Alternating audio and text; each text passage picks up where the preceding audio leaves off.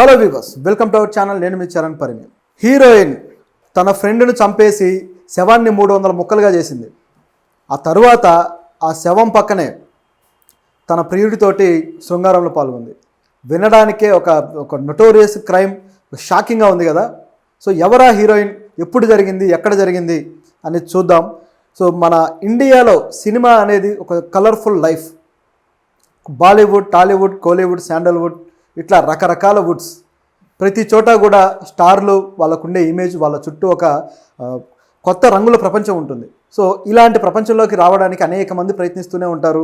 కొంతమంది సక్సెస్ అయిన వాళ్ళు ఉన్నారు, కొంతమంది సక్సెస్ కాలేక వెనక్కిపోయిన వాళ్ళు ఉన్నారు, కొంతమంది ఆ సక్సెస్ను నిలబెట్టుకోలేక ఇటువంటి క్రైమ్స్ చేసి జీవితాన్ని స్పాయిల్ చేసుకున్న వాళ్ళు ఉన్నారు. సో అటువంటి కథే ఇది. ముంబై నగరంలో ఒక ఎగ్జిక్యూటివ్, అంటే సీరియల్స్కి ఎగ్జిక్యూటివ్గా చేసే నీరజ్ గ్రోవర్ అనే ఒక వ్యక్తి తన ఫ్రెండ్కి హౌస్ షిఫ్టింగ్ చేయడానికి వెళ్ళి ఆ రోజు నుంచి కనపడలేదు. ఆ ఫ్రెండే హీరోయిన్. అంటే ఆవిడకి కూడా ముంబైలో అవకాశాల కోసం ఆయనతోటి ఒక ఫ్రెండ్షిప్ స్టార్ట్ అయిపోయి తర్వాత ఆవిడకి అవకాశాల కోసం ఆయన ప్రయత్నించడము, ఈ క్రమంలో వాళ్ళిద్దరి మధ్య ఒక మంచి ఫ్రెండ్షిప్ ఏర్పడింది. సో ఆ తర్వాత ఆవిడ ఒకరోజు ఇల్లు మారడానికి తనకు హెల్ప్ కావాలని చెప్పేసి పిలిస్తే హౌస్ షిఫ్టింగ్ కోసం అతను వచ్చాడు హెల్ప్కి. వచ్చిన తర్వాత రోజు నుంచి ఆయన కనపడలేదు. పోలీసులు చాలా రోజుల పాటు గాలించారు. సో ఎక్కడ వెతికినా దొరకలేదు, ఏం చేయాలో అర్థం కాలేదు. సో ఈ సమయంలో ఆవిడ మీద డౌట్ వచ్చింది, కానీ నిరూపించడానికి, అంటే ఆవిడ ఏమైనా చేసిందా నిరూపించడానికి ఎటువంటి ఆధారాలు లేవు. సో పోలీసులకు ఏం చేయాలో అర్థం కాలేదు. అయితే కొన్ని రోజుల తర్వాత ఆయన ఫోన్ని ట్రేస్ చేస్తూ ఉన్నారు. అయితే ఫోన్ సిగ్నల్ కూడా సరిగ్గా దొరకలేదు. కొన్ని రోజులు అయిపోయాక ఒక ఏరియా టవర్ నుంచి వాళ్ళకు సిగ్నల్ అయితే ఆ ఫోన్ ద్వారా అందింది. సో దాంతో ఇమీడియట్గా ఆ ప్రాంతానికి వెళ్ళిపోయి ఫోన్ ట్రేస్ చేసి సో ఆయనకు సంబంధించిన ఇన్ఫర్మేషన్ అయితే గ్యాదర్ చేస్తే అప్పుడు తెలిసిన విషయం ఏంటంటే ఆ వ్యక్తిని ఎవరో చంపేశారు. ఆ ఫోన్ వీళ్ళకి పోలీసులకు దొరికింది. సో ఎవరు చంపేశారు ఏంటి అనేది ఇన్వెస్టిగేట్ చేయడం మొదలెట్టారు. సో చేస్తూ ఉండగా ఒక్కొక్క విషయం చాలా షాకింగ్గా ఉన్నాయన్నమాట. నీరజ్ గ్రోవర్ ఫ్రెండ్ ఉందో ఆవిడ పేరు మరియా సుసైరాస్. ఆవిడ కన్నడ సినిమాల్లో ఆల్రెడీ హీరోయిన్. అయితే అక్కడ మంచి హీరోయిన్గా స్టార్డమ్ చూసి మంచి లైఫ్ చూసిన వ్యక్తి ముంబైలో కూడా బాలీవుడ్ హీరోయిన్ అయిపోయి ఒక ప్రియాంక చోప్రా లాగానో, ఒక ఐశ్వర్య రాయ్ లాగానో మొత్తం ముంబై బాలీవుడ్ ప్రపంచాన్ని ఏలాలని కలలుగానే అక్కడికి వచ్చింది. సో వచ్చిన తర్వాత అది కన్నడ ప్రాంతంలాగా లేకపోతే బెంగళూరులో సినిమా అవకాశాలలాగా బాలీవుడ్ ఉండదు. అక్కడ అంత డిఫరెంట్ పద్ధతి ఉంటుందన్నమాట. సో అక్కడ ఎగ్జిక్యూటివ్ ప్రొడ్యూసర్స్ కావచ్చు, లేకపోతే కాస్టింగ్ డైరెక్టర్స్ కావచ్చు, సో ఇటువంటి వాళ్ళని పట్టుకొని వాళ్ళ దగ్గర ఆడిషన్స్ కావచ్చు, వాళ్ళతోటి ఒక మింగిల్ అవ్వడం కావచ్చు, ఇవన్నీ కూడా ఒక different style of life style ఉంటుంది అక్కడ. అయితే దానికోసం ఆవిడ అక్కడికి వెళ్ళి ప్రయత్నిస్తూ ఉంది. ఒక సీరియల్ షూటింగ్లో తను ప్రయత్నించినప్పుడు ఈ నీరజ్ గ్రోవర్ పరిచయం అయ్యాడు. సో అక్కడి నుంచి వాళ్ళ జర్నీ స్టార్ట్ అయింది. అయితే అప్పటికే ఆవిడ హీరోయిన్ కదా. సో మరి హీరోయిన్ అయితే ఆవిడకి ఎందుకు అవకాశాలు రాలేదు, ఎందుకు ఇలా ఇబ్బంది పడాల్సి వచ్చింది అంటే మనం ఇంకా వెనక్కి వెళ్ళాలి కథలోకి. ఎందుకంటే నీరజ్ గ్రోవర్ చావు దాకా ఆవిడ ఎలా లీడ్ చేసింది, ఆవిడ ఆయన ఎందుకు చంపాల్సి వచ్చింది, ఇది తెలియాలంటే కథలో చాలా వెనక్కి వెళ్ళిపోయి చూద్దాం. ఆవిడ కర్ణాటకలోని మైసూరు ప్రాంతంలో పుట్టారనమాట. సో మైసూరులో పుట్టారు. ఆవిడ చిన్నప్పటి నుంచి అక్కడే చదువుకుంటూ ఉన్నారు. అయితే ఆవిడ కుటుంబ సభ్యులు కూడా గవర్నమెంట్ ఆఫీస్లో మంచి పొజిషన్లో ఉన్నారు. ఆవిడ మేనమామ, ఆవిడ తండ్రి, వీళ్ళంతా కూడా. అయితే ఆవిడ చదువుకునే వయసులోనే స్కూల్లో కొంచెం కల్చరల్ యాక్టివిటీస్ ఉంటాయి కదా. సో ఆ యాక్టివిటీస్లో పార్టిసిపేట్ చేస్తూ చాలా యాక్టివ్గా ఉండేది. డ్యాన్సులు వేయడం కానీ ఇవన్నీ కూడా. అయితే ఇవి చేస్తున్న క్రమంలోనే తనకు ఒకటి అనిపించింది ఏంటంటే, నేను సినిమా హీరోయిన్ అయితే బాగుంటుంది కదా అని. సో అప్పటి నుంచి కూడా సినిమా హీరోయిన్లను అనుకరించడం, వాళ్ళలాగా స్టైల్గా తయారవడం, ఇవన్నీ చేస్తూ ఉండేదన్నమాట. అయితే కాలేజ్ డేస్ వచ్చిన తర్వాత ఇంట్లో తెలియజేసింది, నేను సినిమా హీరోయిన్ అవ్వాలనుకుంటున్నాను అని. ఎప్పుడైతే ఆవిడ ఆ విధంగా తెలియజేసిందో ఇంకా ఒక్కసారిగా వాళ్ళ ఇంట్లో వాళ్ళైతే పూర్తిగా ఆవిడని వ్యతిరేకించారు. మీరు అసలు నీకు బుద్ధి ఉందా లేదా అని చెప్పేసి ఆమెను తిట్టడము, ఇట్లా కొద్దిగా ఆవిడని ఇబ్బంది పెట్టారనమాట. దాంతో ఇక మా ఇంట్లో పని అవ్వదు, నేను ఏదో ఒకటి చేయాలని డిసైడ్ అయిపోయి ఆవిడ ఆ ఇంట్లో నుంచి బయటకు వచ్చేసి బెంగళూరు వెళ్ళింది. సో బెంగళూరులో ఒక కన్నడ పరిశ్రమ చాలా బలంగా వేళ్ళూనుకొని ఉన్న పరిశ్రమ. సో అక్కడికి వచ్చే అవకాశాలు వెతుక్కోవడం మొదలుపెట్టింది. అలా వెతుక్కుంటూ ఉన్న క్రమంలో ఆవిడకి కన్నడ సినిమాలో అవకాశాలు అయితే వచ్చాయి. 2008లో జూట్ అనే ఒక సినిమాలో ఆవిడ హీరోయిన్గా చేశారు. ఆ సినిమా బాగా ఆడింది. ఆ తర్వాత అనేక సినిమాల్లో అవకాశాలు వచ్చి మంచి పేరు అయితే తెచ్చుకుంది. సో హీరోయిన్గా ఇక్కడ ఒక ఇమేజ్ వచ్చిన తర్వాత ఆ ఇమేజ్ని మరింత పెద్ద స్టార్డమ్కి తీసుకువెళ్ళాలన్న ఆలోచన చేయకుండా నేరుగా బాలీవుడ్కి వెళ్ళి అక్కడ సక్సెస్ అవ్వాలని ఆవిడ డిసైడ్ అయ్యింది. అయితే అప్పటికే ఆవిడకి ఒక లవర్ ఉన్నాడు. సో ఆ లవర్ వచ్చేసి జెరోమ్ మాథ్యూ. సో ఇతను ఆవిడతోటి లెఫ్టినెంట్ అతను కూడా. సో ఆవిడతోటి ఒక మంచి లవ్ రిలేషన్లో ఉన్నారు. సో ఆ తర్వాత ఆవిడ ముంబై వెళ్ళిన తర్వాత కూడా ఆవిడతోటి ఎప్పుడు అతను టచ్లోనే ఉండేవాడు. ఫోన్లో మాట్లాడడం ఇవన్నీ జరుగుతూ ఉండేవన్నమాట. సో జాగ్రత్తలు చెబుతూ ఉండేవాడు. అయితే అక్కడ ఆవిడ ఆడిషన్స్ కోసం ప్రయత్నిస్తూ ఉన్న టైంలో ఈ నీరజ్ గ్రోవర్ పరిచయం అయ్యాడు. ఆ పరిచయం కాస్త కొద్ది కొద్దిగా ఇంకాస్త గాఢమైన ఫ్రెండ్షిప్గా మారిపోయింది. అంటే వాళ్ళిద్దరు ఒక బెస్టీస్గా అయిపోయారనమాట. సో బెస్టీస్గా అయిన తర్వాత ఆవిడకి అవకాశాలు సీరియల్స్లో కానీ సినిమాల్లో కానీ ఇప్పిస్తాడని చెప్పేసి ఆవిడ ఎదురు చూస్తూ ఉంది.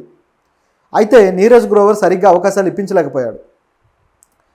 సో అతను ఇప్పించకపోగా ఈవిడ ఒత్తిడి తెస్తూ ఉండేసరికి కాస్త ఆవిడతోటి కొంచెం కటుగా ప్రవర్తించడము ఈ విధంగా చేస్తూ వచ్చాడు.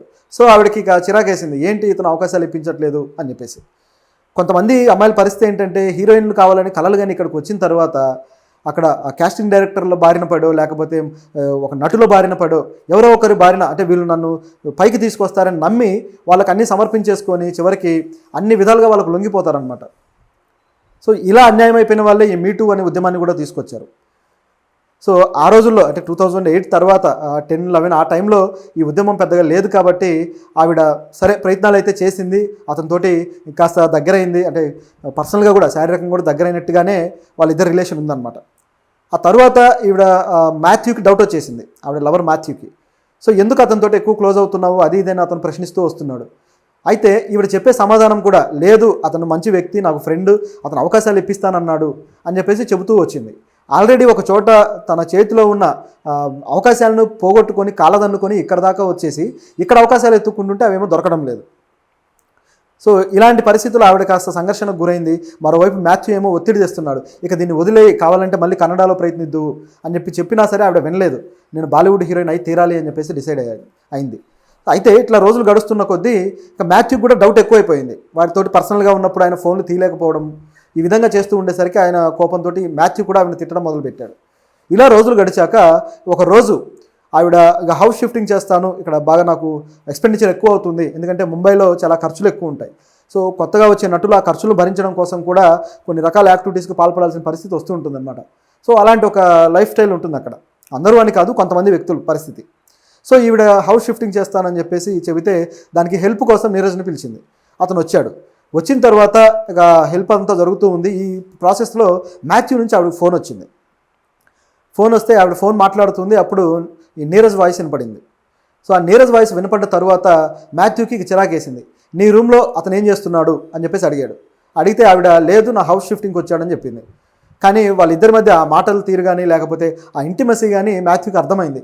లేదు, మరో విధంగా ఉంది మీ పరిస్థితి అని చెప్పేసి ఇమీడియట్గా మాథ్యూ ఎక్కడో ఉన్నాడు, అయినా సరే ఆవిడ రూమ్కి వచ్చేసాడనమాట.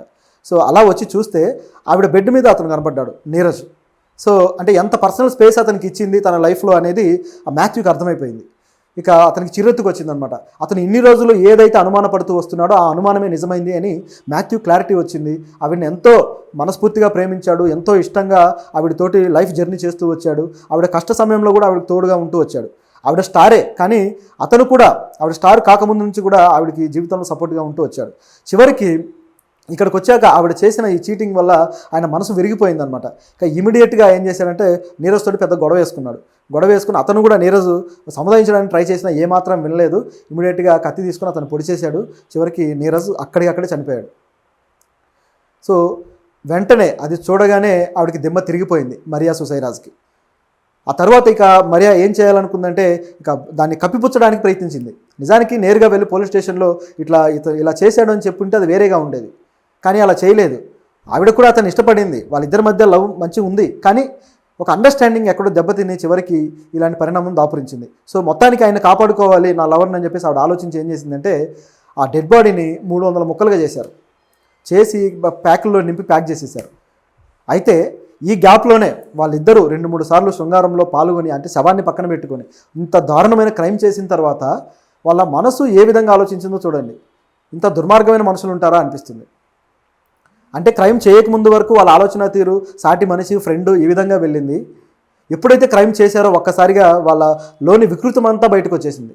శవాన్ని ముక్కలు చేయడం కావచ్చు, ఇటువైపు శృంగారంలో పాల్గొనడం కావచ్చు, దాన్ని దొరకకుండా ముంబై నగరంలో పడేయడం కావచ్చు, ఈ విధంగా చేసుకుంటూ వచ్చారు. చేసిన తర్వాత ఇక ఎవరి దారిన వాళ్ళు వెళ్ళిపోయారు. సో ఇక సమస్య పోయిందిలే అనుకున్నారు. కానీ పోలీసులకి ఆయన ఫోన్ సిగ్నల్ వీళ్ళని పట్టించింది.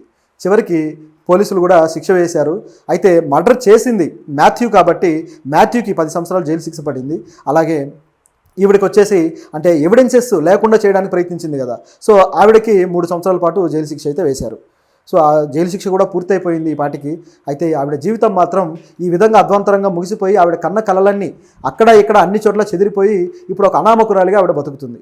సో అంటే తను కన్న కలలు చెదిరిపోయి ఏ స్థాయికి తీసుకొచ్చిందంటే ఆవిడలో ఉన్న అంటే ఒక ఏం చెప్పాలంటే దీన్ని ఆ చీటింగ్ నేచర్ ఏదైతే ఉందో దీనివల్ల ఒక ప్రేమ కావచ్చు, లేకపోతే తను నమ్మిన వ్యక్తిని కావచ్చు, ఇలా చీట్ చేసి జీవితాన్ని నాశనం చేసుకుంది.